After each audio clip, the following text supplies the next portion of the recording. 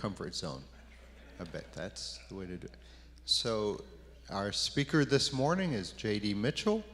J.D. is a retired registered professional engineer. He has a Bachelor of Science in Mechanical Engineering from the University of Washington. Excuse me. He has also completed his Master of Biblical Studies in Biblical Creation Apologetics from Master's Graduate School of Divinity. J.D. does creation science research, writes, and speaks regarding the creation versus evolution controversy as a part of his creation science ministry, which is Creation Engineering Concepts. And the website is creationengineeringconcepts.org.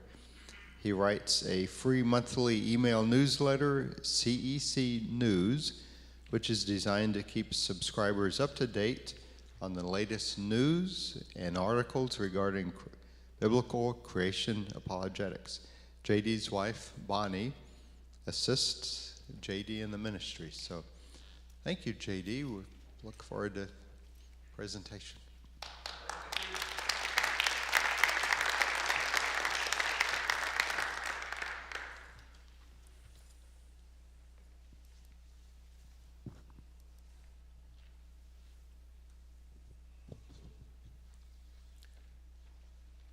All right, so evidences for the flood in Arizona and New Mexico. In June of 2022, almost exactly 1 year ago, my wife and I took a 3,250-mile road trip through the West. We saw many evidences of geological flooding during that trip. And today I'm going to be focused on just a couple of areas, one in Arizona and the other in New Mexico. First, we need to make it clear which flood we're talking about. The secularists are willing to talk about floods, but they're all local floods. And of course, we have a lot of Christians that are willing to talk about local floods as well. But which flood are we going to be talking about today? Well, here's a synopsis of the historical description of the flood that we'll be talking about today. And this is from the book of Genesis. So in the 600th year of Noah's life, on the 17th day of the second month, on that day all the springs of the great deep burst forth, and the floodgates of the heavens were opened, and rain fell on the earth 40 days and 40 nights. And then in Genesis 7:17, for 40 days the flood kept coming on the earth, and as the water increased, they lifted the ark high above the earth. Continue in chapter 7, verses 20 through 22. The waters rose and covered the mountains to a depth of more than 23 feet. Every living thing that moved on land perished. Birds, livestock, wild animals, all the creatures that swarm over the earth, and all mankind. Everything on dry land that had the breath of life in its nostrils died. Then we move to the end of chapter 7 and the beginning of chapter 8 of Genesis. The waters flooded the earth for 150 days. But God remembered Noah and all the wild animals and the livestock that were with him on the ark. And he sent a wind over the earth, and the waters receded. Now the springs of the deep and the floodgates of the heavens had been closed, and the rain had stopped falling from the sky. The water receded steadily from the earth, and at the end of the 150 days, the water had gone down. Genesis 8, 13a and 14. By the first day of the first month of Noah's 601st day, the water had dried up from the earth. By the 27th day of the second month, the earth was completely dry. And you can find additional descriptions in the Psalms that we can use too to understand about this flood. But sort of the summary is, so from Noah's 600th year, on the 17th day of the second month, to his 601st year, the 27th day of the second month, is about 10 days more than 1 year. So the results of that event are still visible all over the surface of the earth. What we see in Genesis chapter 7 and 8 is a description of a cataclysmic event that lasted for just over 1 year. And it's amazing how many people do not understand the generality of what's in Genesis, the fact that this flood wasn't just 40 days like a lot of people think, but that it lasted for, Noah and his family were on that ark for over a year. And of course, this was about 4,500 years ago. So back to the road trip. This 3,250-mile road trip, we started at our home in Gresham, went south down to Los Angeles, California, then went across Arizona, up into New Mexico, and then went home through Colorado, Utah, Idaho, and back to our home. Here's a look at this map, shows the states that are involved. So over here we have California. Here's Arizona, here's New Mexico, over here's Texas, up here's Colorado, and there's Utah. So this is an area that has lots and lots of geology that's easy to see. You drive right through it. There's not a lot of things growing in a lot of places. So everybody has lots of ideas about what caused the geology you see. So when we left Los Angeles, we were heading toward and through the Petrified Forest in Arizona, and then, which is located about there. And then it's 1,000 miles from LA to Ghost Ranch in New Mexico.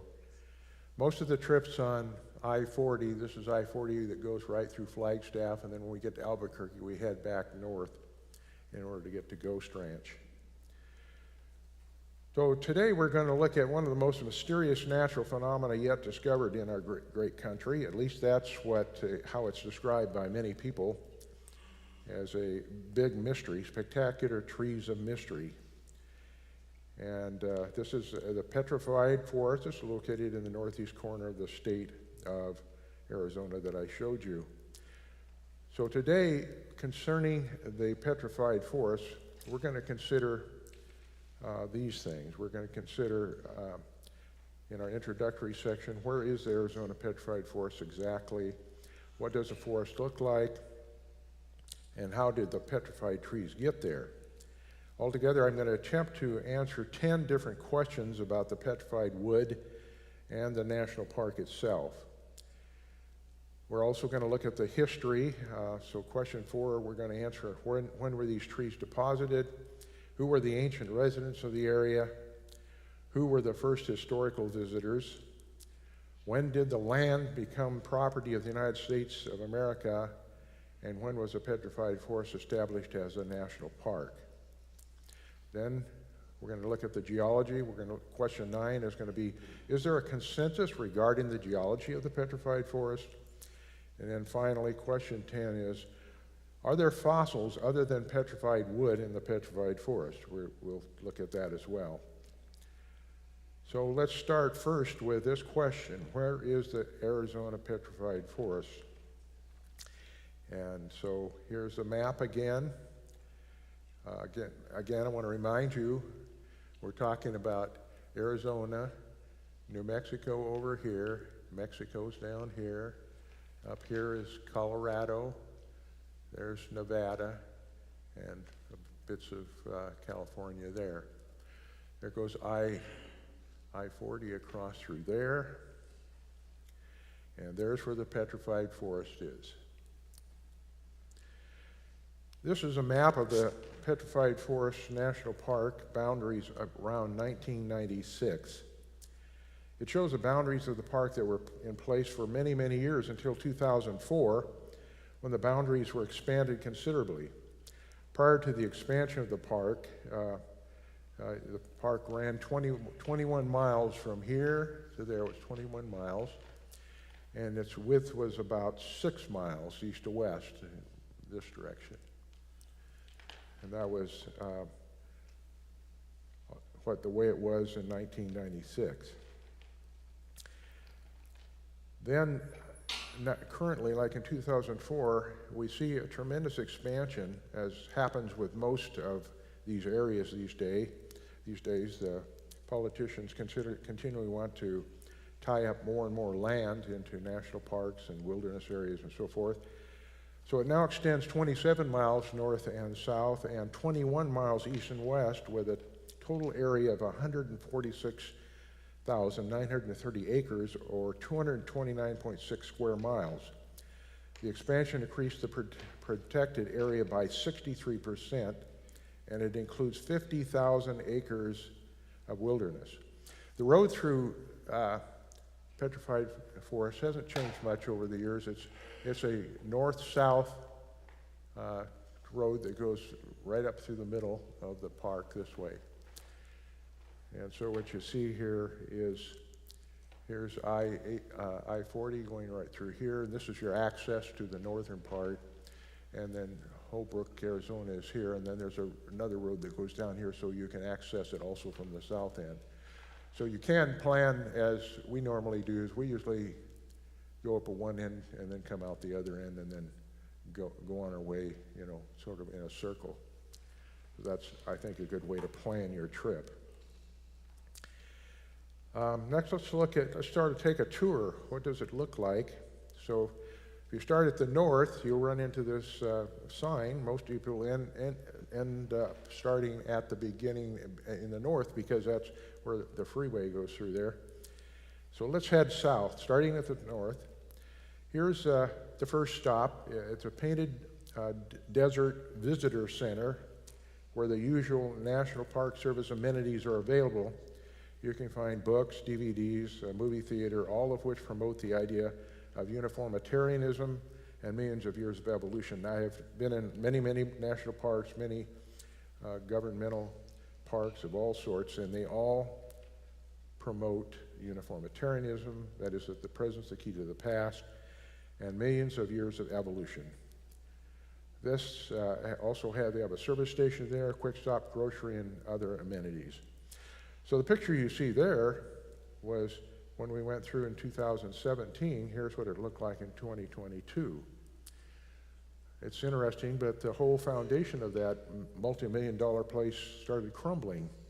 So they had to rebuild it, and so that meant when we got there in 2022, June of 2022, there was very little of it left that you could access. They had just a small portion where they had tried to get all of their information into just a small section. I don't know where they are today 1 year later, but I assume that they're making progress toward of rebuilding this center. So the first vista that we see as we leave the visitor center and head south is called the Painted Desert. It's a badlands that looks pretty much identical to those that you can see in Montana, Wyoming, the Dakotas, Nebraska, and even the John Day fossil beds in Oregon. And this is a more panoramic view of the Painted Desert. Pretty beautiful if you like that type of geology.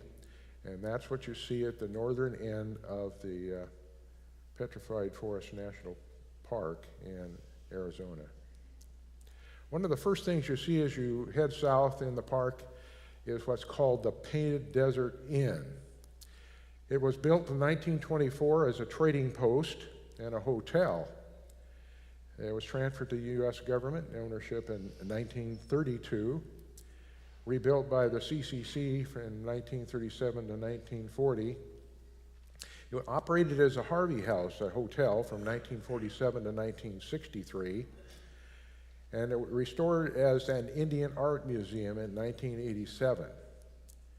And it was designated as a National Historic Landmark in 1987. Here's a view of the Painted Desert and Pilot Rock in the Desert. This is close to that last landmark that we were just at.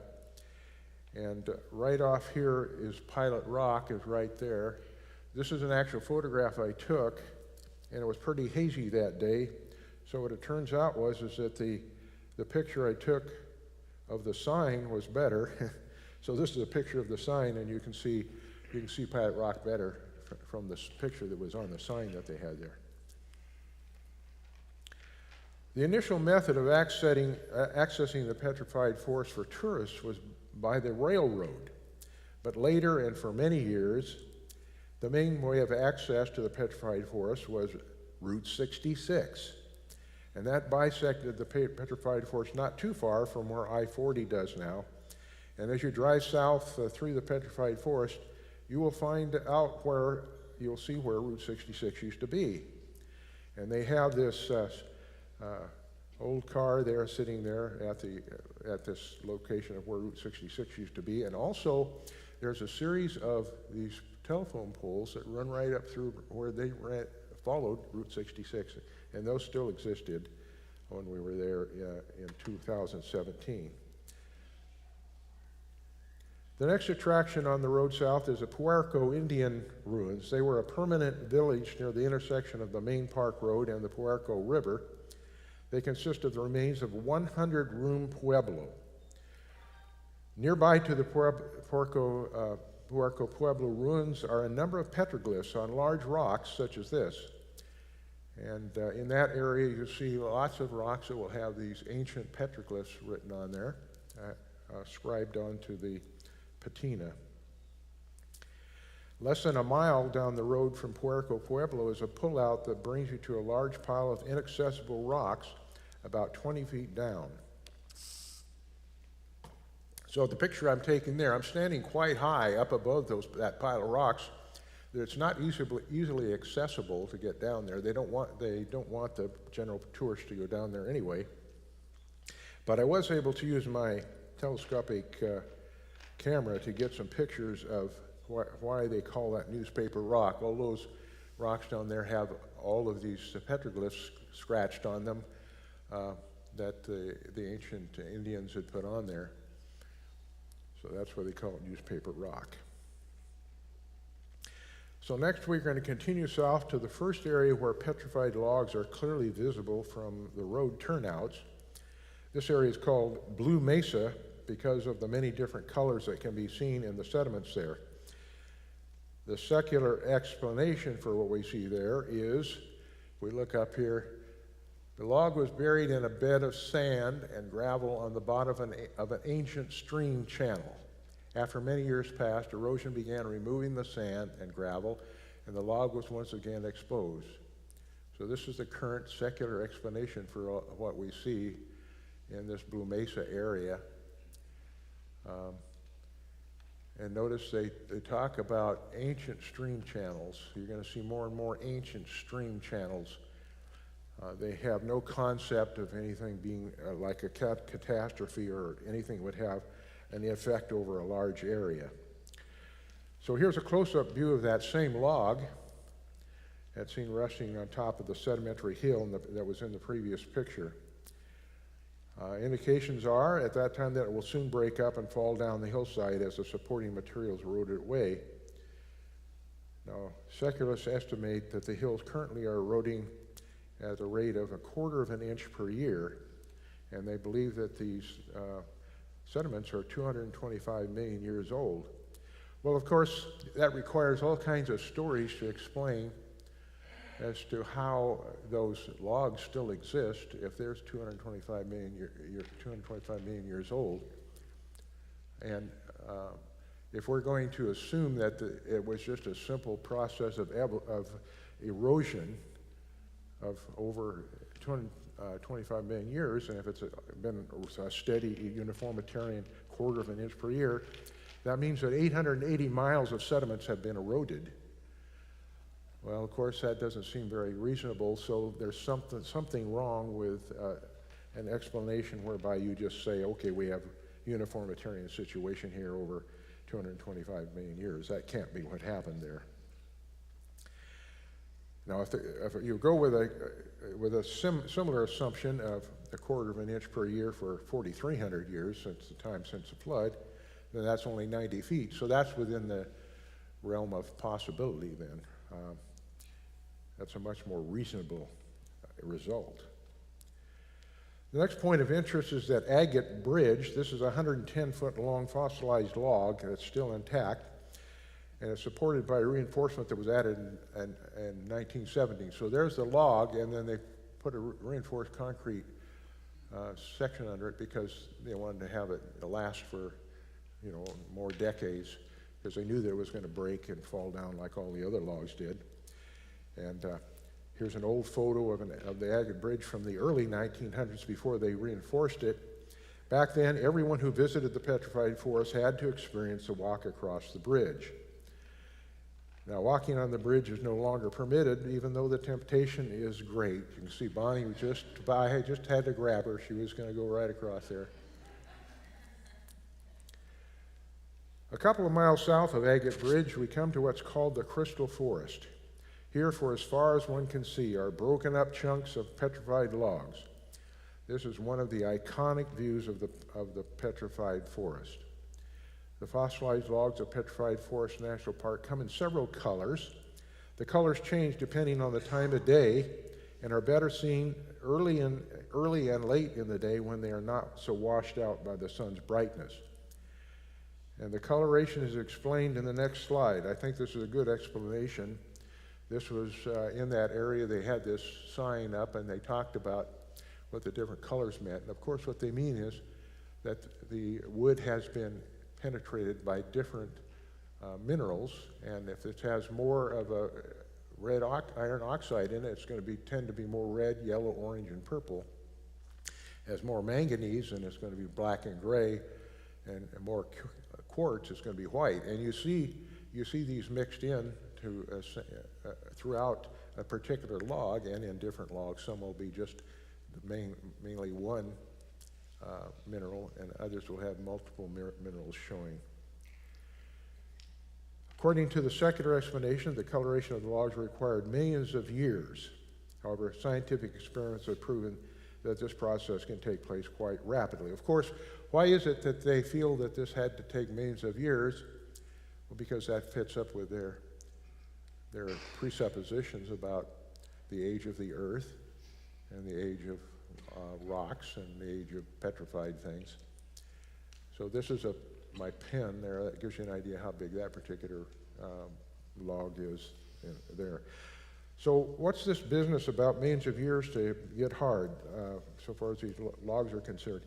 Well, here's what Dr. Andrew Snelling explained how the process can be quicker for rapid petrification of wood. In Creation magazine in September of 1995, he wrote an article, and this is what he said. He said, there's a process for rapid petrification of wood consists of first entry of silica in solution or as a colloid into the wood, 2, penetration of the silica into the cell walls of the wood structure, progressive dissolving of the cell walls which are at the same time replaced by silica so that the wood's dimensional stability is maintained, 4, silica depositions within the voids within the cellular wall framework structure takes place, final hardening, lithification by drying out. So, you know, if you want to, you can make wood hard by various processes whereby you insert these materials in and, you know, artificially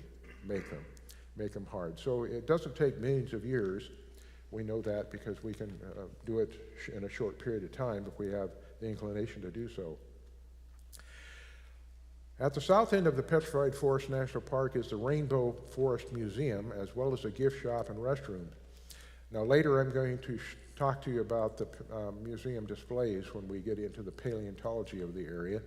But for now, let's look at some of these large logs. The largest logs are near this museum at the south end. I'd estimate this particular log to be 4 feet in diameter by 40 feet long. This one is even larger, perhaps 5.5 feet by 60 feet long. And this one's at least 6.5 feet in diameter at the butt end. And here I am standing at the butt end of that particular log. You can see how giant it is. So there are acres upon acres of these logs and chunks of logs, petrified logs, all over the petrified forest.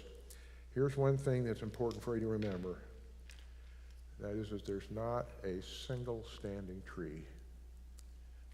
All these, calling it a forest is a little bit of a misnomer because there's a forest generally you figure has trees in it, right, standing? Well, there's no trees standing. No, so next let's look at how did the petrified trees get there? That would be something I would think most anybody would be interested in. I certainly was. So the official story of the National Park Service is posted and publicized, matching the National Park Service usual commitment to uniformitarianism and millions of years. This is a large interpretive poster that you will see at both ends of the park. And the title is, "Where Did the Trees Come From?" So here's how the story goes.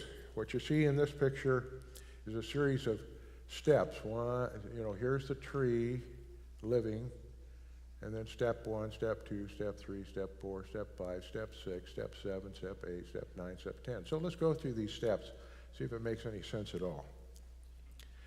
For the first step, we see the trees living on the edge of a stream. You can imagine, we live in the Northwest, Pacific Northwest, lots of trees by streams, and I think probably every one of us has been in a situation where we have some understanding of what trees that are living by streams, how they live and how they die and what they look like. Well, here's their idea of what happened to get the petrified forest. The second thing that happens, the tree dies, the foliage, the barks, and the smaller branches all fall off. The stream flows away and cuts the bank under the tree. The dead tree topples into the stream and is transported in 5 a short distance downstream. The log snags on a bank. The log is buried under sand and mud. And then we continue. Through time, the log is more deeply buried and cut off from oxygen and microbes, ceasing rot of the log.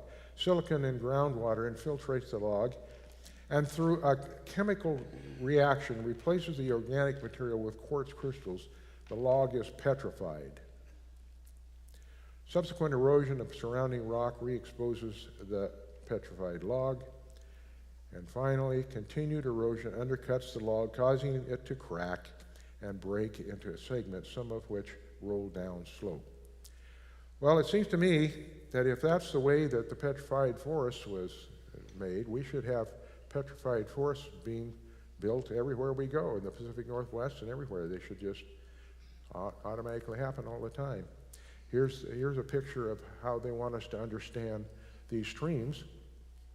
This is an illustration of the petrified forest and its meandering streams. So that in order to catch all these different logs, the streams had to meander. So one year they go through a bunch of logs, and then it changed to go through some other trees later, and that's how you get logs everywhere.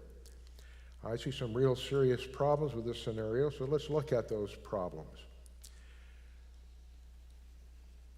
First, petrified trees in Arizona do not show any evidence of root balls or limbs, and few have evidences of bark. By relying on uniformitarian assumptions, the National Park National Park Service story fails to explain why the petrified trees would be limbless and so often without bark.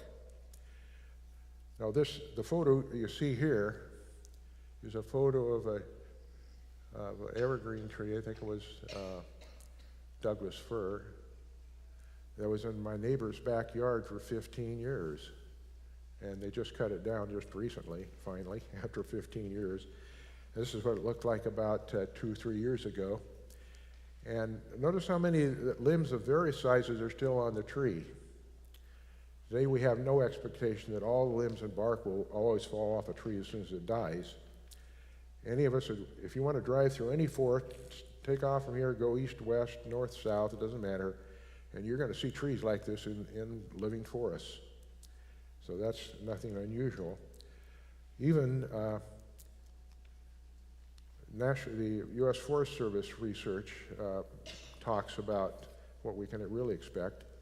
They've done their own research, and my argument continues as seen in this slide. The U.S. Forest Service research shows that dead conifer trees deteriorate according to a 9-stage process as shown in this diagram. So in any mature forest with large trees like in the petrified forest, there would be the expectation that dead trees would be found in various stages of deterioration. It would not be logical that the petrified forest trees would all die at exactly the same time and be in exactly the same stage of deterioration.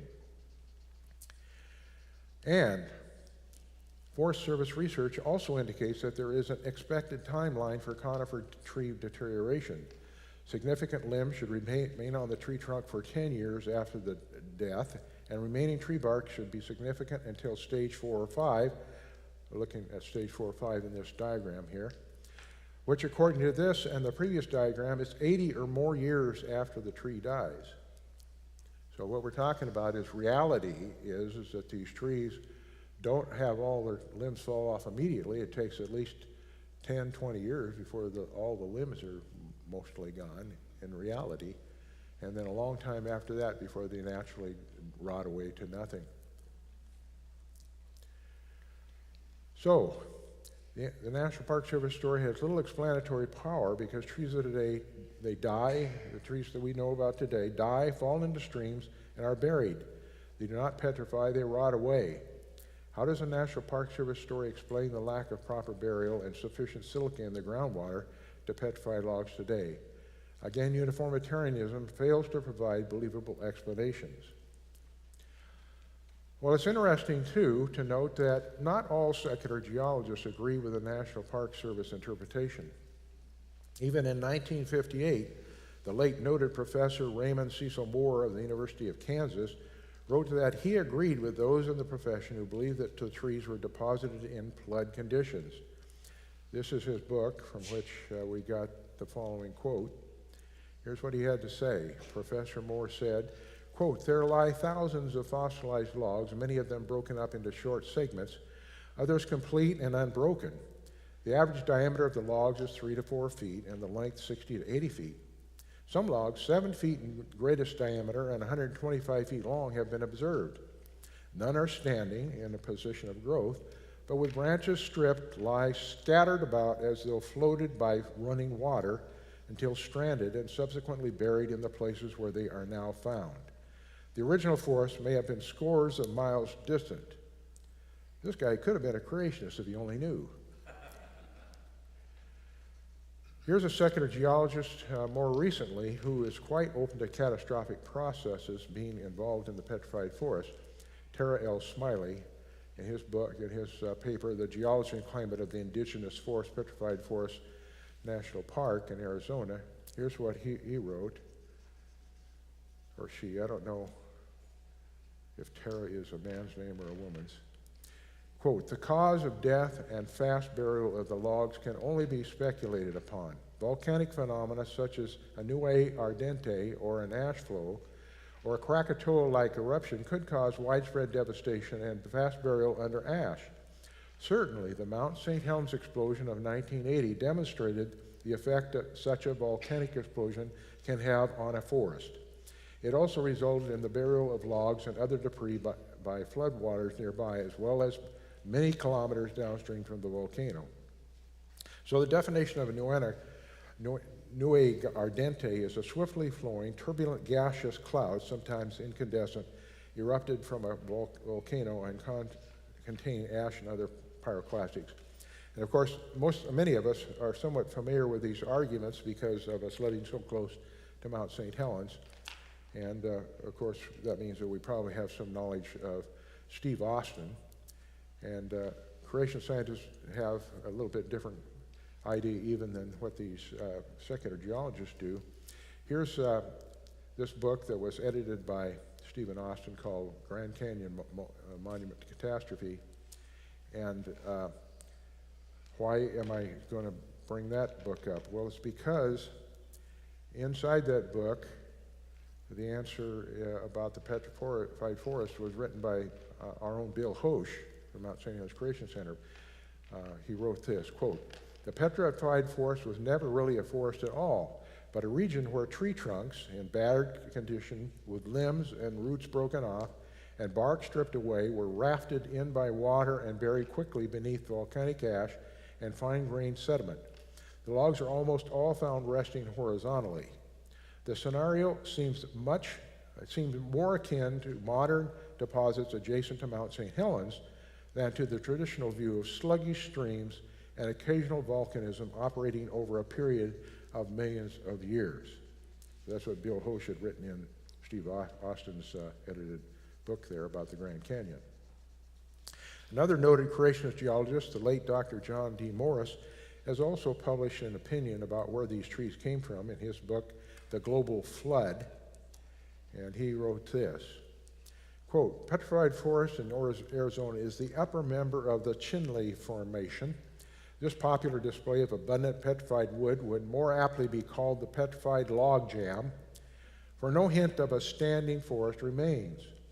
Logs are never in standing position, but strewn about over a large area, with their long axis in a preferential direction, showing placement by moving water. Aggressive movement by water braided all of the twigs and bark, yet quickly buried the logs, leaving intricate tree rings preserved. So those two guys probably represent the major creationist explanation for the petrified forest, as for where did those trees come from, how do they look like they are. But I'm going to give you one more creationist explanation. This final theory we look at will be from Walter Brown in his book, In the Beginning, Compelling Evidence for Creation and the Flood, Center for Creation, Scientific Creation, 8th edition. Well, this was his last edition that he actually printed. Currently, since then, he constantly updates his book online.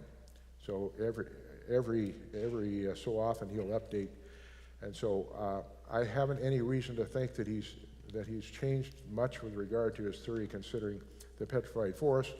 So we'll go through with what his theory is about the petrified forest. So here's the view showing the extinct post-flood lakes that Dr. Brown believes breached according to the hydroplate theory, and that among other things formed the Grand Canyon. And so the Grand Canyon is up this direction, is right there. There's Grand Canyon. And here's the petrified forest. Here's the four corners where you got Colorado, Utah, New Mexico, and Arizona come together right there, what they call the four corners. So his understanding of things is that there was this lake he calls Hopi Lake that was in the same area where the petrified forest is. And he explains the petrification process this way, quote, "Consider the extremely hot, high-pressure water in the subterranean chamber before the flood. The chamber's roof and pillars were granite. About 20% of granite's volume is quartz. Quartz in contact with hot, high-pressure water quickly dissolves. The flood waters, saturated with silica, were warm. Therefore, floating logs in post-flood lakes could easily petrify as temperature dropped.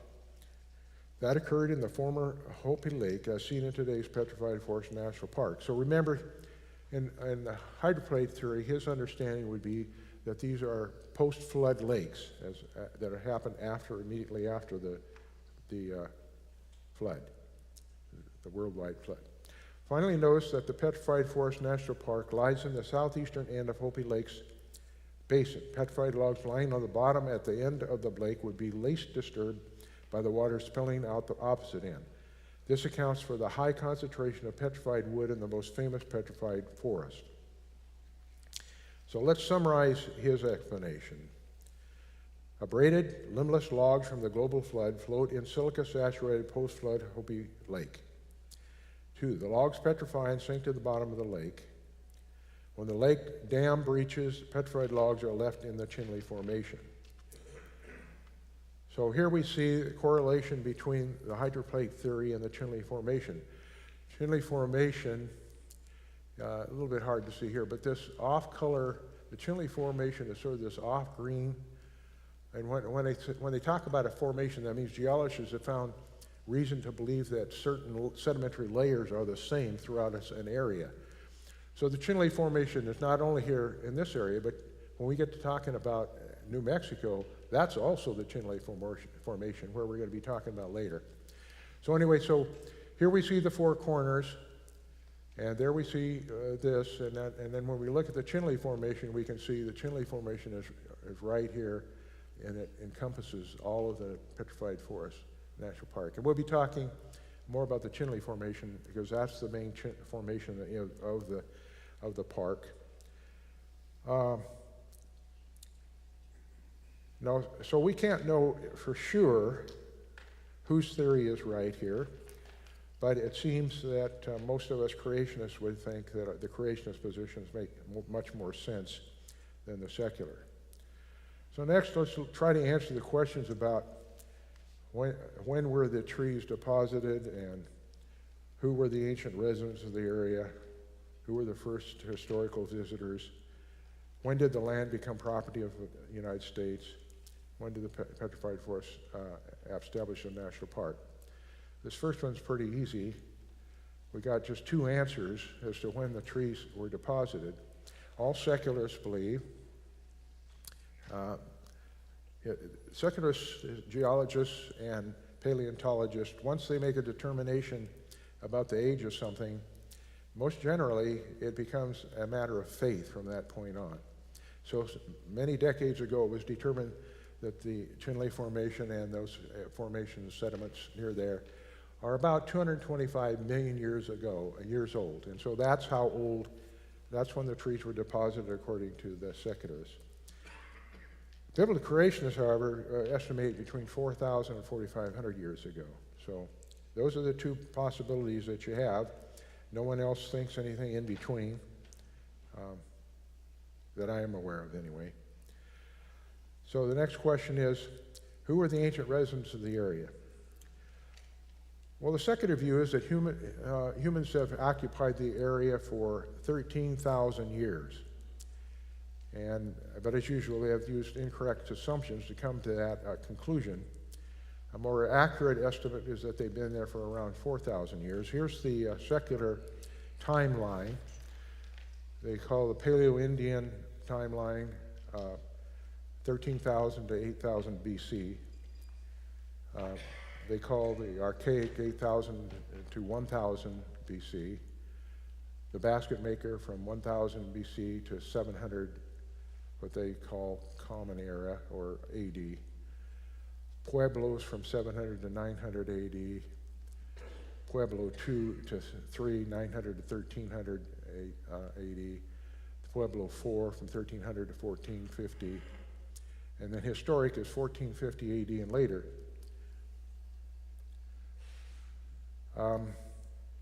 One thing I want to point out is that you will find in every secular museum that when they talk about time, you know how we use before Christ, BC, AD, after Christ, they have almost every case gone away from that, and they still have the same area as to where the break takes place. It takes place about 2,000 years ago, but they call it before Common Area and Common Area. So that's why you have, when you see all these discussions where they have all their explanations, they wouldn't want to have anyone consider that Christ was an important, his life on earth was an important thing, because they want to reject anything to do with Christianity. So what I would like to remind you all is that you don't have to be converted. You can continue to use BC before Christ, AD, Anno Domini, and the year of the Lord. That's what I would recommend. Thank you. Okay, so the next thing is, who were the historical visitors, and when did the land become property of the United States? Well, the Petrified Forest passed into American ownership in 1848 as part of the Mexican cession following the United States war with Mexico.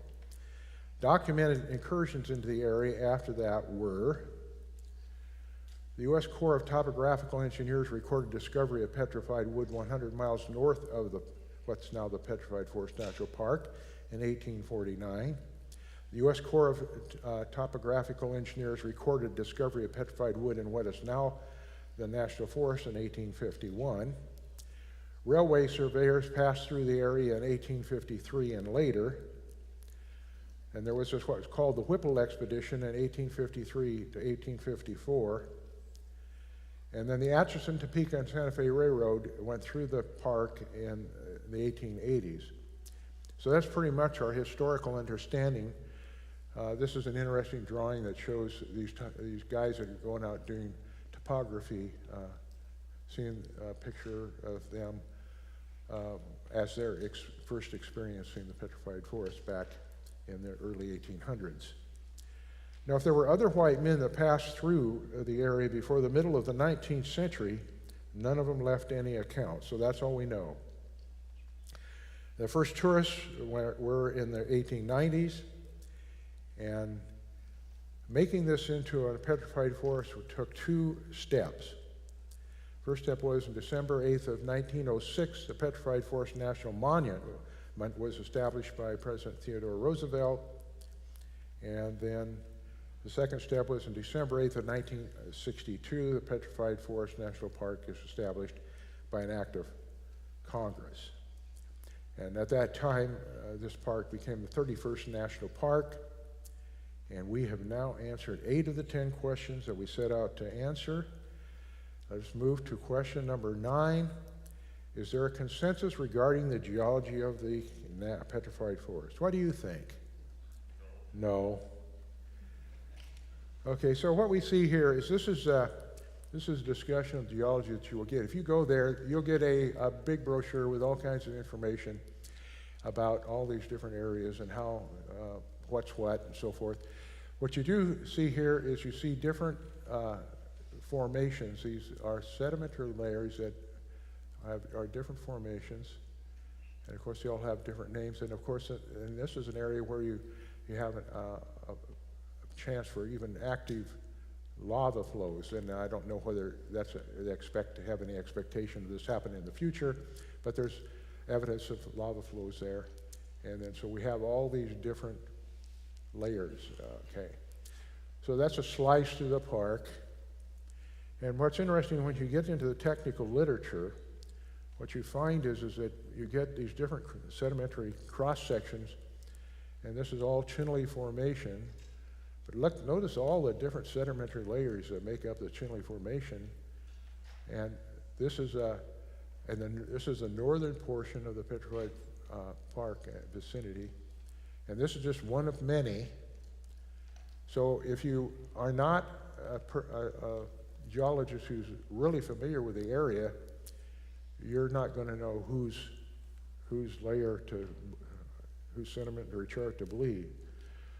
Here's the southern, and what you'll find is that some of these layers have logs and some don't. This one has logs there, and some logs there, and then maybe some logs there. But most of these layers, they didn't have logs. So whatever caused all these petrified logs to be formed wasn't just one, wasn't one event. Well, the worldwide flood, we're coming to understand, wasn't just one thing too. There were these comings and goings of the different tsunami-like movements of the water, the sedimentary layers that are being made by the water that all these sediments are filling up. So here's an explanation that the secularists give as to why what we've got here. They say the extensive superficial deposits throughout the central portion of the park, near the Puerco River, coupled with a structural downwarp or basin, prevent direct lateral correlation of sandstone marker beds between the southern and northern areas of the park. For this reason, the sandstone marker beds of the northern Painted Desert have different informal names than those in the southern portions of the park. And then if somebody would want to do a comparison, here's a comparison of all these different stratigraphic studies that have been done over the years, 1950, 57, 66, 85, 90, 2002, and then the latest one. And what you find is they have different numbers of layers and different names of different layers. When they originally just said, all we got here is we got the Chinle Formation, but now they got it made up, chopped up into all these sections. So, the secularists don't agree with themselves about everything. But what do the creationists think? The creationist geologists? Well, they don't have any consensus yet either. Most do agree that there's much evidence for large areas of similar water-caused deposits globally. And the evidence for this would cover this Petrified Forest National Park as well. So what we have here, some of you may be aware of the last few years, the geologists, the creationist geologists have been talking more and more, especially Dr. Clary at ICR and John Morris when he was alive at ICR. Talk about mega sequences where you find large geographical areas where you have a particular sequence, they call them, where you have similar deposits. And Dr. Tim Clary's been spending a lot more time nailing this down at ICR. And all of this is based upon drilling holes that were drilled by searchers for oil. You know, that's what all these, where they get their information. So that's where we are then. And but here's what Dr. Morris said. One thing that we needed to caution. This is a cautionary statement that he put out in his book in 2012. He said, "Keep in mind that a global flood, while impacting the entire planet, was probably not acting in the same way at all times, at all places on the globe. There were no doubt numerous and varied episodes during the flood that would produce a myriad of geologic results, including those due to storm-driven waves coming and going, unrestrained tides coursing across a barren planet, seemingly devoid of terrain above sea level, multiple tsunamis sweeping over submerged surfaces from all directions. In one part of the world, the flood might be eroding a landmass, while in another part it would be depositing sediments." I think this is a fundamental statement that he's made here. I totally agree with it. And I think for anybody to understand anything about the geological results of the worldwide flood, they have to have this in the back of their minds at all time. And in my book, I wrote in 2017 in my book, Fossils, Description, and Interpretation Within a Biblical Worldview, this is what I wrote. "As a geologic timeline is a hypothesis not based on fact, there's no need to accept it, and that is the path consistently chosen for this guide. While some creationists are working on explanations for the flood time sequence that could replace the secular deep time idea, there's currently no consensus, and the author believes that there's currently little hope for a creationist consensus because of the inability for man to fully understand the actual hydraulic, tectonic, and volcanic forces that were in play during the flood." So I'm not saying that creationist geologists shouldn't work on the problem, but I'm just saying don't have any expectation that everybody's going to agree with any particular result at any particular time. And I have great reservations with regard to Clary's work, because you look on a map and you see all these drill holes and they look like they're close together. Well, they're close together, like if they look close together, if they're 10 miles apart, they're close together on a map, right? But a lot of differences in the geology can occur between 10 miles or 20 miles or 50 miles or so forth. So that's why I have so much reservation about the mega sequences being so pristine and being correlated, being able to correlate them. I'm not a geologist, but I have had enough experience tromping around in the geology to see that there's lots of variation everywhere I go with regard to what the ground looks like. It looks like it's flooded all right, but it looks a lot different due to all the differences of at the time that the flood did what it did and the particular erosional situation afterwards. Okay, so let's move to our final question. Are there fossils other than petrified wood in the petrified forest? Yep. Here are the plants that have been found. These are, of course, what we got is genus names here. These are all genus names, and these are sort of an explanation for the common name for these. These two up here, this is the main genus name for the tree that you find there. And if you go to the petrified forest and you go outside the forest, you can buy all kinds of petrified wood from various people that go out and collect it on private land. And that's what you're normally going to get, but you also get some of this. Not too much of this readily available. Vertebrate animals, well, we find reptiles, aedosaurs, phytosaurs, and dinosaurs. When I say we find them, we find mostly what you find are disarticulated small pieces of this, that, and another thing. You don't find you find very few large articulated pieces of anything. So we're back here at the Rainbow Forest Museum. Remember I told you they had a little museum inside the Rainbow Forest at the south end. And here's a picture that I took in 2017, June of 2017. And here's 5 years later, 2022. Of course, we had to wear masks to go in there, stay 6 feet apart, and all that sort of baloney. And so that's what it looked like when we were there the last time. So here's a photo of the biggest display, which shows reconstructions of the large vertebrate animals whose fossils have been found. But I want to continue to remind you, did anybody ever find anything like that? No, that was put together from fossils found all over the world. You know, maybe even in Europe, because you don't find the things generally, and definitely in the national park there, you don't find the whole skeleton. You find pieces, bits and pieces, and you have to put them together. Phytosaurs are extinct, but they were similar to gavials and crocodiles. They were up to 17 feet long and heavily armored with bony plates. The feature has caused them to be classified as different from crocodiles, and that's because the animal's nostrils were elevated on a bony top rather than at the end of the snout, as in crocodiles. This is a husky reptile. The skeleton is called, it's a icynodont, described by paleontologists as a mammal-like reptile that's extinct. And none of these large animals that we saw there are dinosaurs, because they didn't find enough big enough pieces. This is the Aedosaur, and it's thought to have grown to be as much as 18 feet long. Its back is covered with thick plate-like osteoderms, similar to those found on crocodiles, and Sarcosuchus and other extinct giant crocodiles.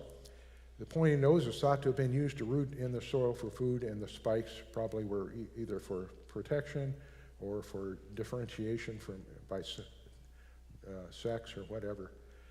And these animals were large and soon to be top terrestrial predators. Some grew up to be 20 feet long. Milt would be interested to know that they even have a dimorphodon pterosaur on the back of one of the animals there, but there was so little of that found, that particular thing, that they don't even know for sure if it was a dimorphodon. That's a type of pterosaur, and they found a few pieces of that one, and so they put together a complete skeleton of a dimorphodon and just stuck it on top of there. So as I mentioned, the National Park Service Museum interpreted all the displays according to the secular assumptions of evolution over millions of years. And my question is, has secular science identified the ancestors from what they believe the life forms evolved? Have they done that? No.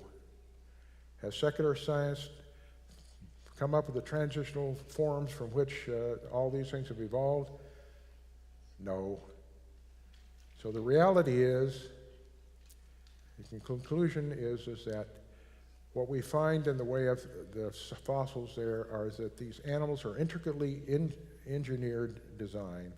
We find that they are perfectly functional in every case. We find they have complex construction, and so now we're coming to the end of my first half here, and I want to talk a little bit about what we have on the back table back there.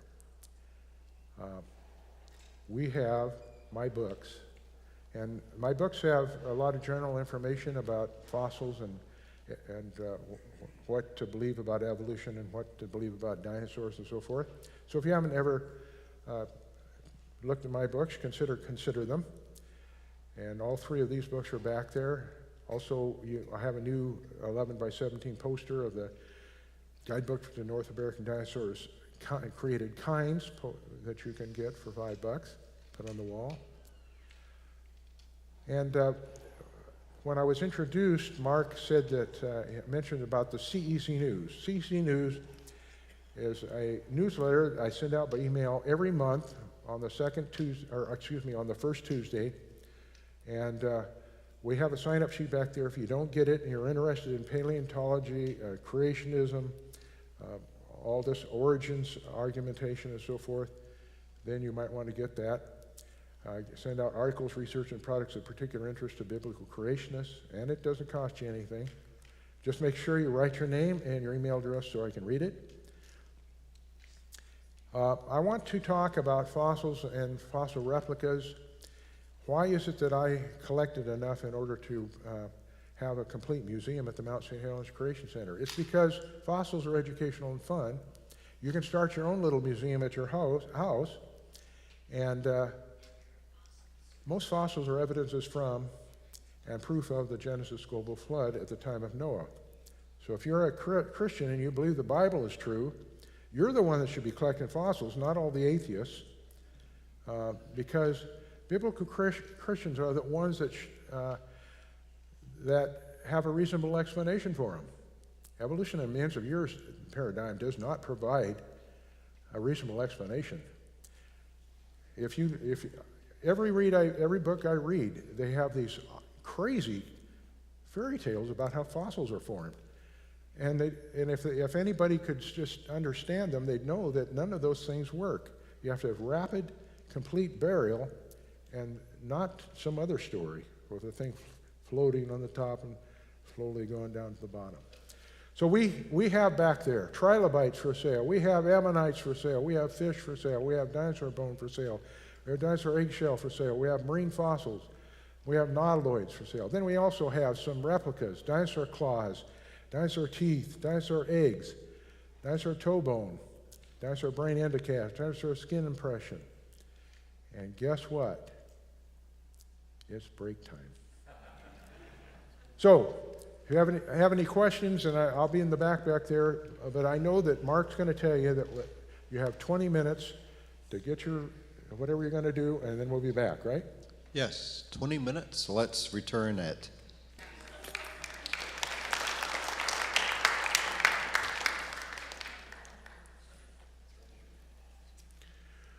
All right, so here's the second part. Ghost Ranch, New Mexico, and the Coelophysis dinosaur.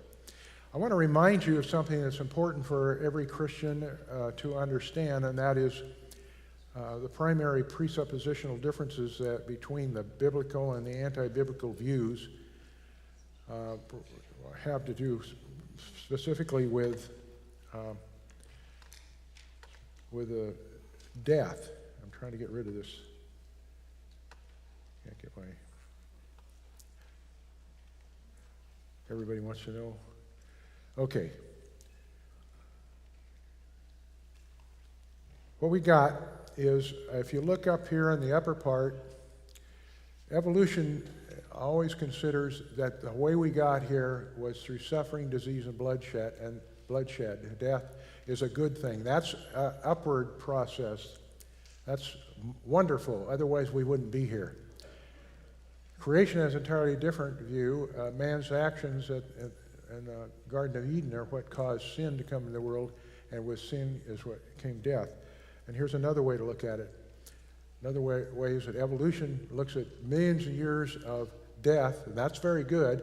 Adam came on the scene here fairly recently, and everything continues as it always has and always will, so far as life goes. And again, for a short period of time, there was no death. Everything was perfect until the fall. And now we have death, but we know in the future we have a new heaven and a new earth to come. So considerably different foundational presuppositions underlie the biblical versus the anti-biblical views. So we're going to be talking about dinosaurs next, and we need to know what a dinosaur is. A dinosaur is a land animal currently believed by most experts to be extinct and designed with just two basic hip designs, either lizard hips, known as saurischian, or bird hip, known as ornithischian.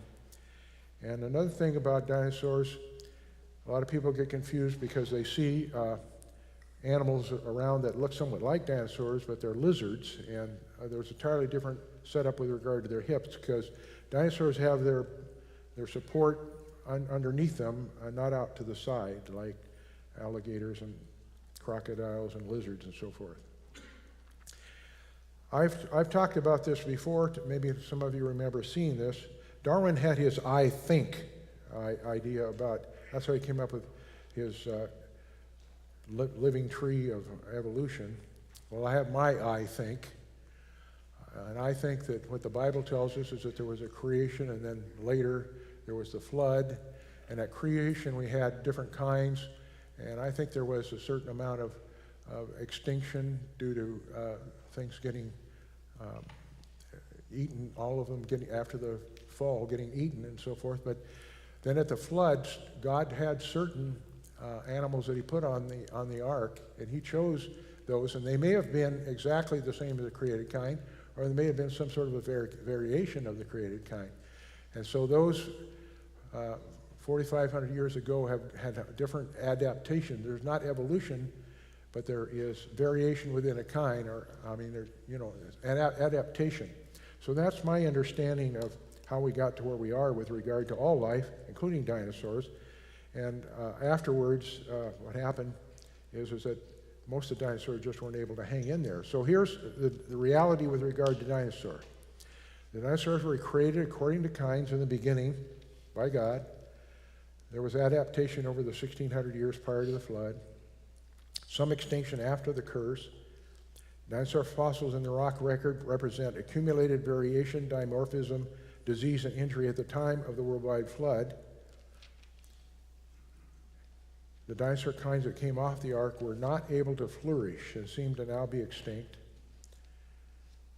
True transitional fossils showing one dinosaur kind evolving into another dinosaur kind have not been found, and there's no scientific reason to believe they exist.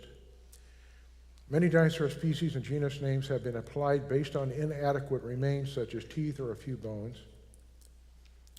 Birds are not dinosaurs, since the Bible tells us that birds were created on day 5 ahead of dinosaurs created on day 6.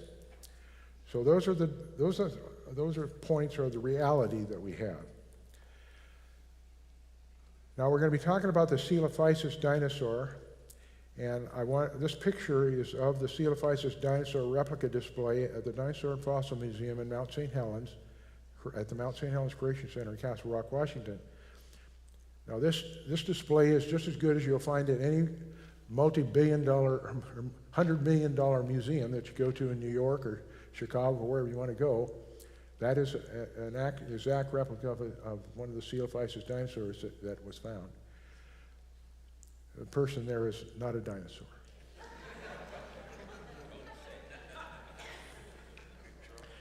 So also in the Dinosaur and Fossil Museum, there's a replica cast of a Coelophysis skull, and we also have there some Coelophysis teeth.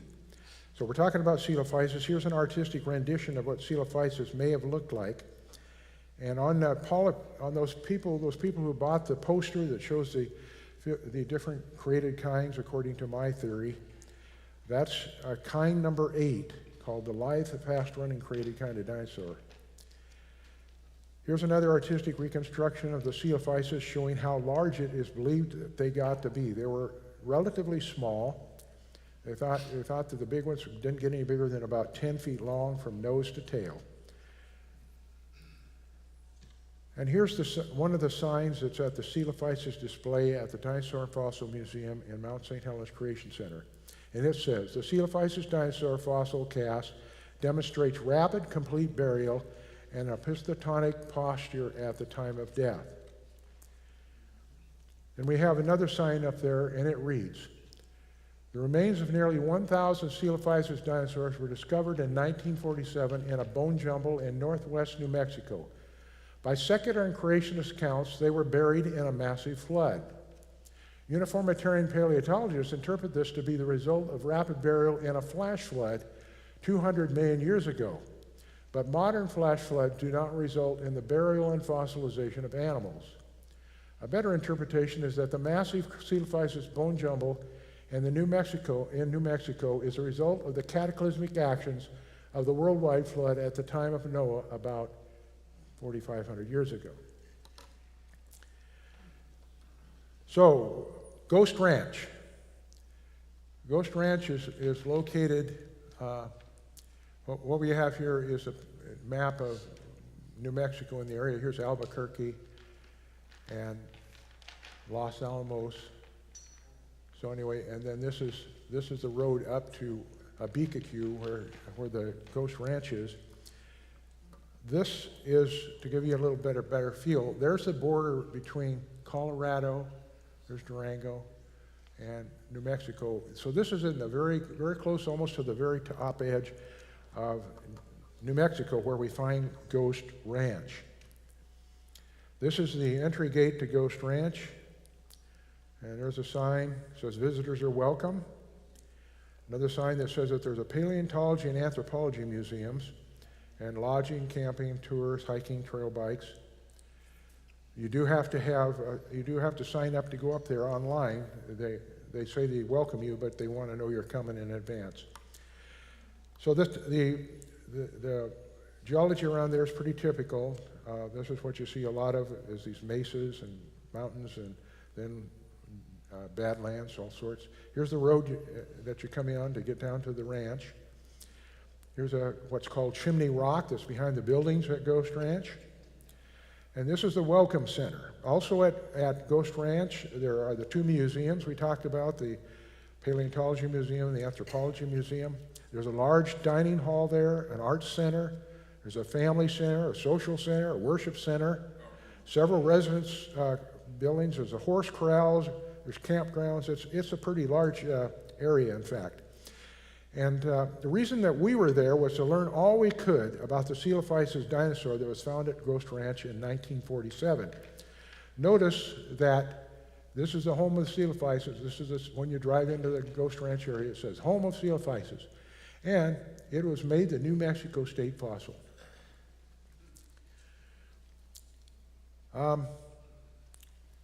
Why does it have such a funny name, Coelophysis? It doesn't look like Coelophysis. Well, this is how you pronounce it, Coelophysis. It comes from the Greek kalos, which means hollow, and physis, which means nature.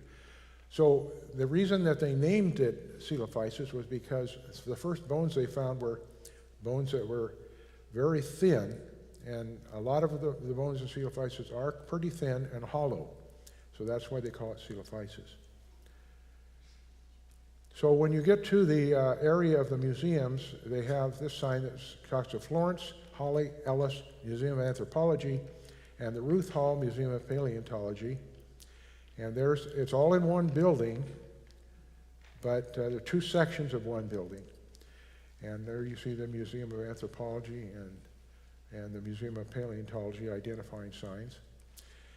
Now, Bonnie and I were there for the paleontology, but what you find is that many more people are there for other reasons.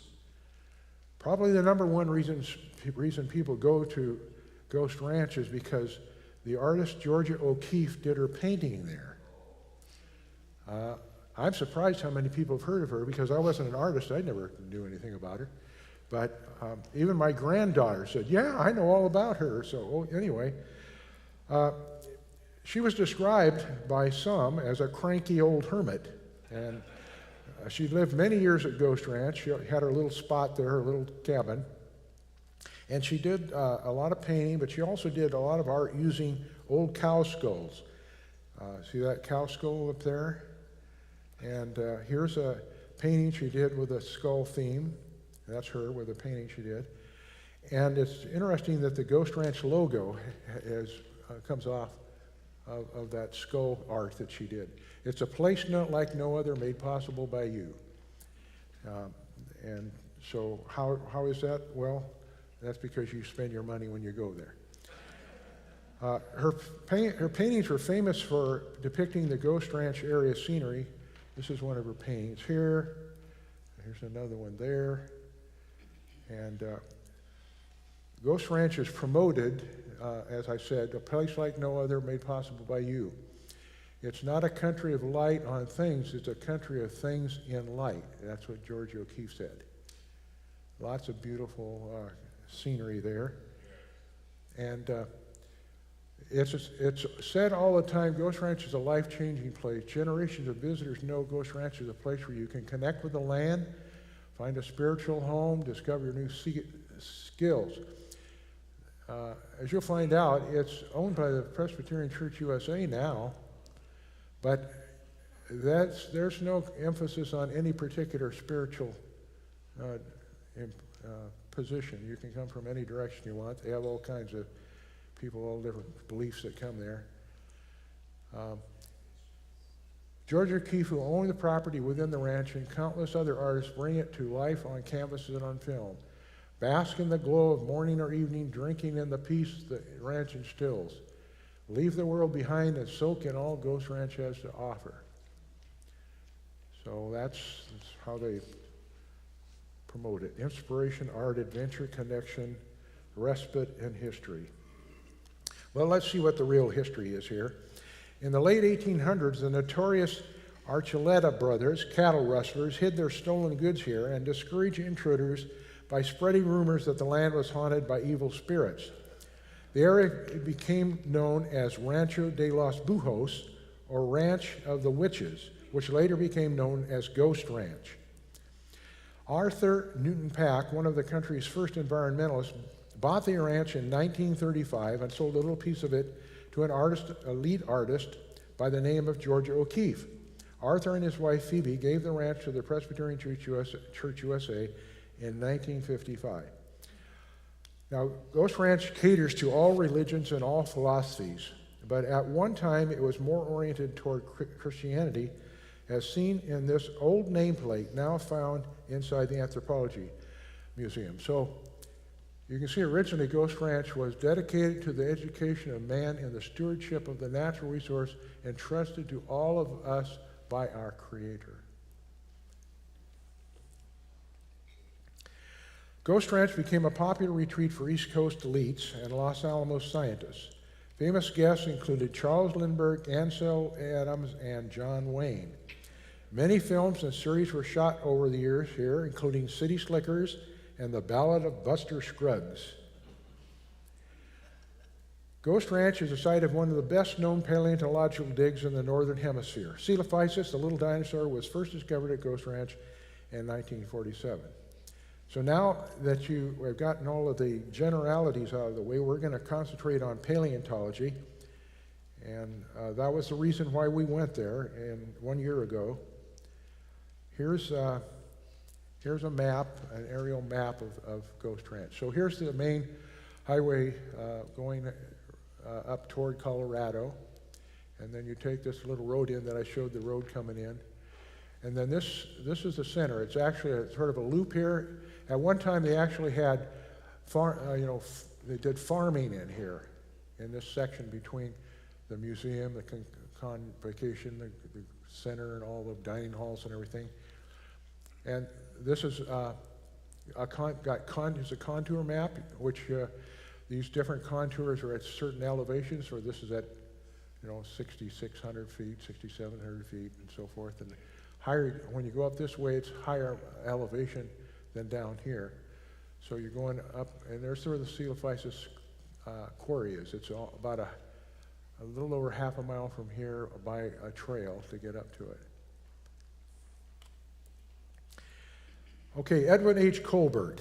This guy lived from 1905 to 2001. If you're into paleontology, you know about Edward H. Colbert. He was one of the very best-known paleontologists at the American Museum of Natural History in New York City for many years. I remember setting off for an order for this book, the dinosaur book by Edwin H. Colbert, in early 1950s. It was the most up-to-date book on dinosaurs available to the general public at that time. It cost me an arm and a leg, I thought. Of course, I was just a kid. And Edward Colbert and the American Museum of Natural History in New York were great promoters of dinosaurs and evolution of millions of years during that period from 1950, especially until about 1980. And that, of course, is the time when a lot of us went to school.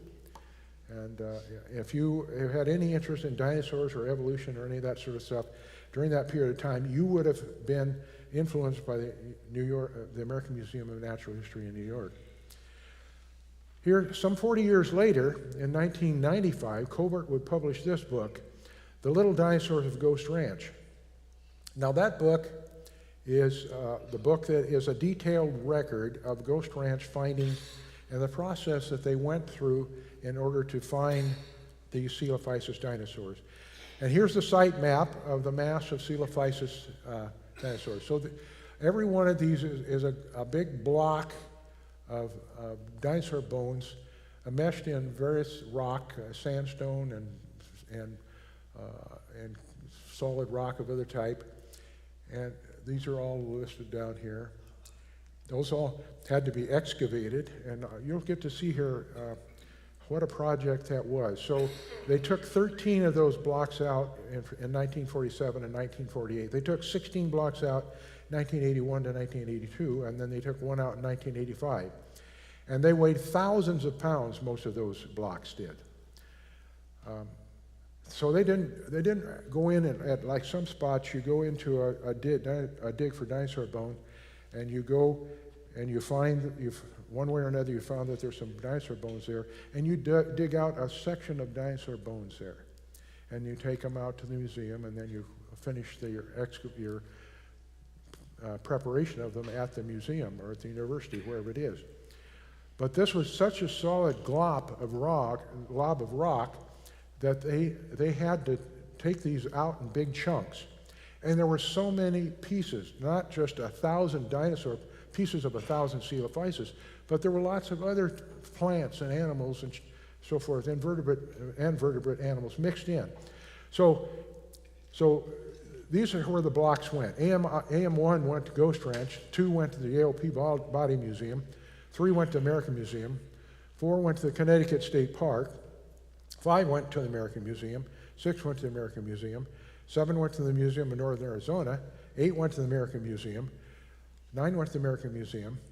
And so you can see the first batch, American Museum, since that's where Colbert was from, got most of the big chunks. And then they sent 10 to the Museum of Comparative Anatomy at Harvard. 11, I think they broke it up. It just didn't have enough in it to justify sending it anywhere. 12 went to the Cleveland Museum. 13 went to the University of Texas. Then the next batch, PH1 81, in 81, went to Carnegie Museum. Then this one went to the Royal Ontario Museum. And this one went to the Carnegie Museum, Yale Peabody, Pennsylvania State, Museum of Northern Arizona, Royal Terrell, that's up in Alberta, Denver Museum, Smithsonian Institute, Carnegie, Denver, and we're getting close to the end here. Then the Ruth Hall Museum got C-982, Carnegie got C-1082, and they sent 4 small blocks to the Idaho State University. So here's the deal. Throughout the United States and throughout all of North America, almost every big museum and paleontology outfit, they have Coelophysis blocks. And they've been working on them from at least 1985. Some of them since 1947. So just to give you an idea of what it is that they're working on, it's just big globs of smashed together, disarticulated bones. Here's the early stages of recovery in 1947. So this is the high point. You know, when I was talking about how you have these contours of elevation, they had to sort of dig into the side of this mountain, and you see, so the guys are working away on these blocks early on in 1947. And then here's a view looking down at that area in 1985 when they took the last block out, 1985.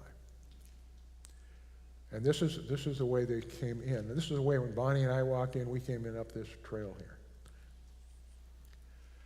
So, in all these blocks, in all this mass, there are 2 adult nearly articulated skeletons, 2.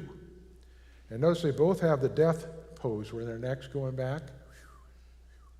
This guy especially. This is the most famous skeleton of all of these. It's American Museum of Natural History number 7224. Right there. That's the one that you will see replicas of throughout the world, including the Mount St. Helens Creation Center Dinosaur and Fossil Museum in Castle Rock, Washington. Here's the one that's at the Ghost Ranch Museum. Here's the one that's at the Black Hills Institute in Hill City, South Dakota. This is a bronze replica at the 81st Street subway station in New York City. And again, here's the one at the Mount St. Helens Creation Center Dinosaur and Fossil Museum. Complete display there. Okay, so here's a map Edwin H. Colbert made of the quarry area back in the late 40s. This is a view looking down from the top, and then he did a cross-section, particular cross-section here. And of course you see how this is where the site is. And so you can see in his cross-section there's a little jog in there. That's where they actually got all the bones out of right there. And this is, as we mentioned, the Chinle Formation of clays and sandstone. So you go into the Ghost Ranch Ruth Hall Museum of Paleontology that's been under preparation since 1982, this particular block, and that's what you see. As you see, they've worked on it and they've gotten that far down. Here's the plaster cast that was around the thing that allowed them to get it, keep it together until they got it into the museum. And they've been chipping away at this thing since 1982. And so here's the tools they use. Dental tools, mostly. I mean, that's what you use in paleontology. And here's a, you can see all these bones, see them all over the place in here. Chunks and pieces. I mean, this, no wonder it's taken so long, huh? I mean, you have to take a dental tool and chip away the hard sandstone and the clay that's all in the way.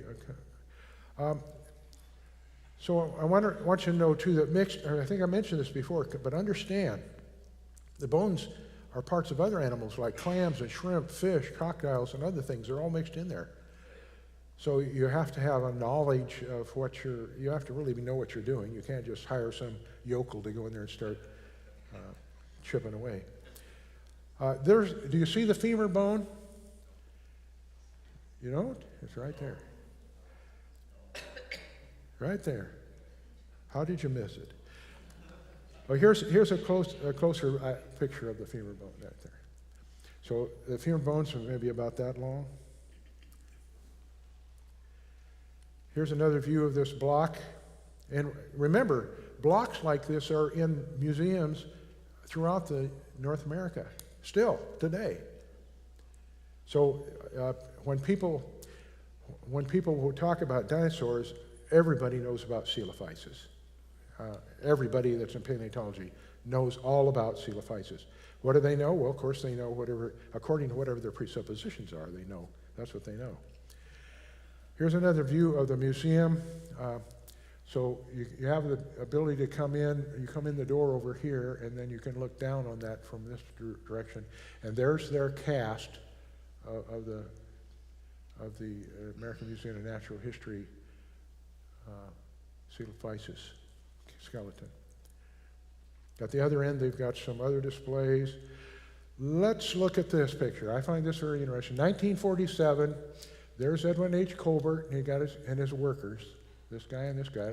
I don't think that I don't know if their names are known by the general public, but they have this Jeep and this trailer, and that's what they came into Ghost Ranch with. And their shovels, their tools, and what have you. How many of you have a shovel with a handle like that? But here's somebody else standing by the Jeep. Georgia O'Keeffe visits on August 5th, 1947. So this was a big deal for everybody in the area, so George even got her picture taken. And there's 4 nuns there, 2 from Abiquiu and 2 from Ohio. These nuns were the public school teachers in Abiquiu at the time. Photo courtesy of Edwin H. Colbert. So that picture was probably taken about the same time as the picture that when they first showed up. Okay, here we see the quarry in the midst of excavation in the late 1940s. This gives you an idea of what they're up against.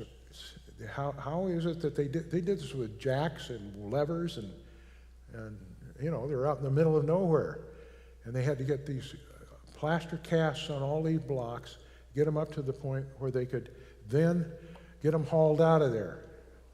So where they slid them out of there, pulled them with a bulldozer, and then lifted them up with a crane onto a truck. And these weighed tons, every one of these blocks.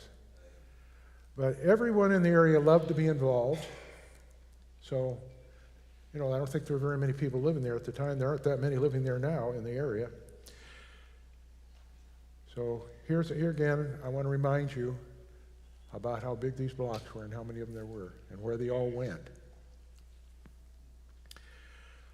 Okay, so in June of 2022, Bonnie and I just had to walk the trail to see the Coelophysis quarry.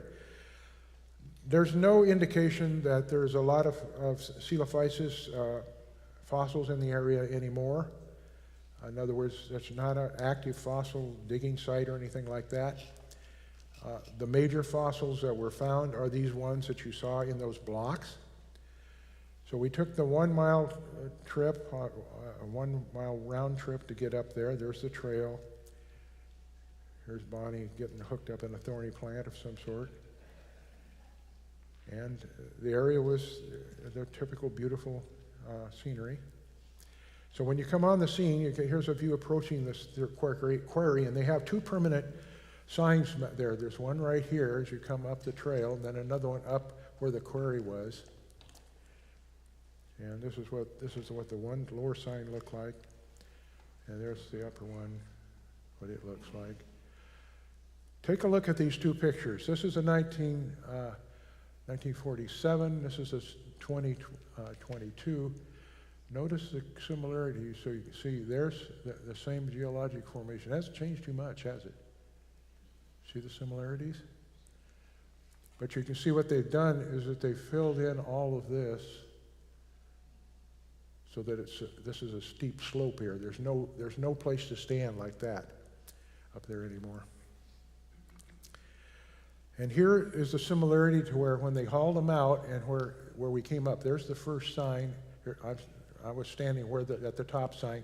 We came up this trail, and so they had to take all these blocks for a half a mile out of there to get them down to Ghost Ranch. And there I am at the quarry on June 18th, 2022. I really was there. So what happened to cause this quarry? This is a picture from one of the books on Coelophysis where they're depicting, see these little Coelophysis running to get out of this flash flood that came running down the hill. So is that what happened? There was a flash flood? Well, the Ghost Ranch dinosaurs evidently died because of a catastrophe. What I'm reading to you now is Edwin H. Colbert in his book from 1995, and this is what he said, quote, "The Ghost Ranch dinosaurs evidently died because of a catastrophe. The concentration of such a mass of bodies and the contents of the burial site consisting of creatures of all ages, from very small dinosaurs not far from the hatching stage to full adults, speak of the sudden death of a local population. There is no selection here according to age, or probably to sex, that might in some way explain the accumulation of skeletons seen at Ghost Ranch." It's from his book there in 1995, page 106.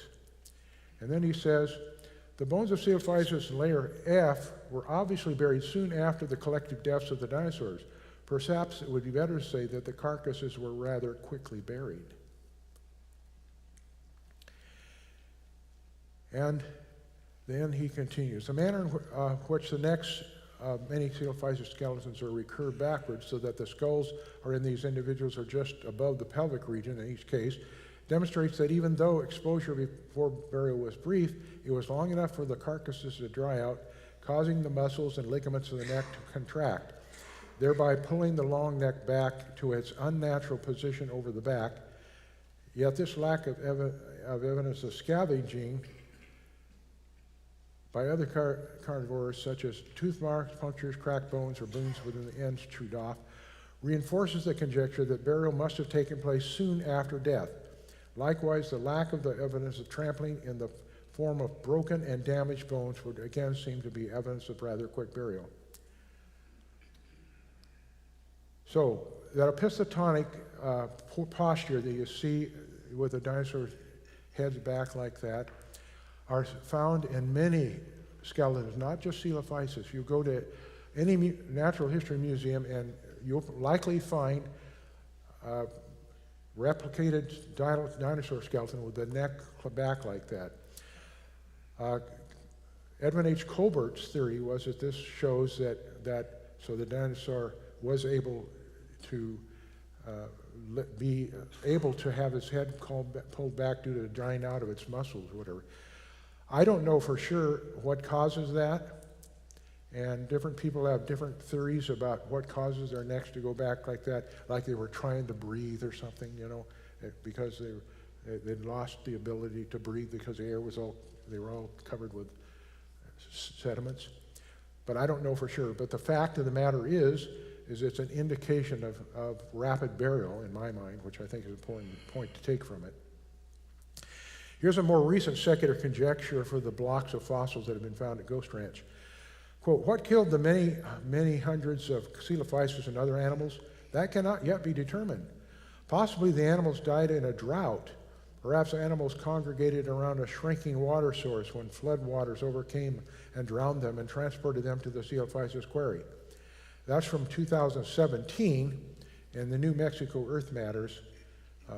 It's a Bureau of Geology and Mineral Resources bulletin.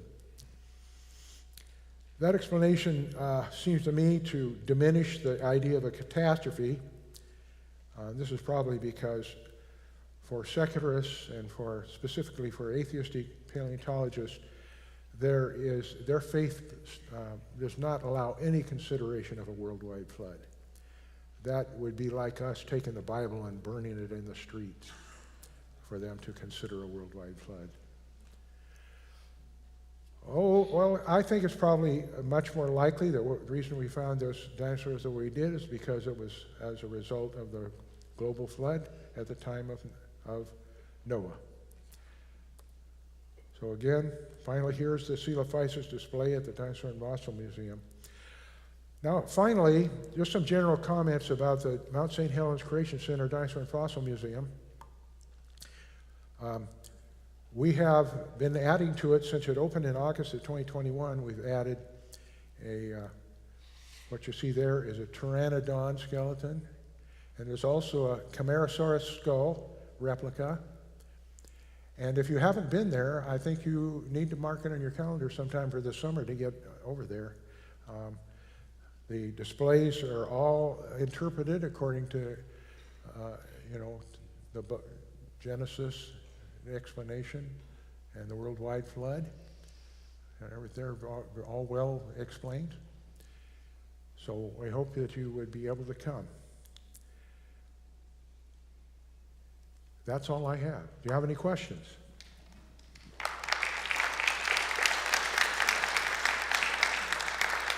Great.